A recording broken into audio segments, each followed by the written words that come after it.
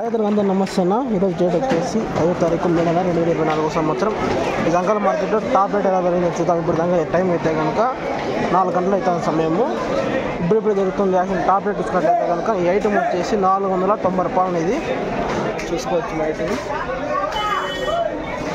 490 రూపాయలు. ఆ వీడియో తీసేదని కుదరలేదు. ఇక్కడ చూడొచ్చు మీరు 490 రూపాయలు. అప్డేట్ వీడియో వస్తే కనుక లైక్ చేసి సబ్స్క్రైబ్ చేసుకొని ఇంత వీడియోకి ఏం అప్డేట్ ఉండదు. స్టాక్ అయితే ఇంత మాత్రం క్యాన్మండికి ఇంత మాత్రం వచ్చింది.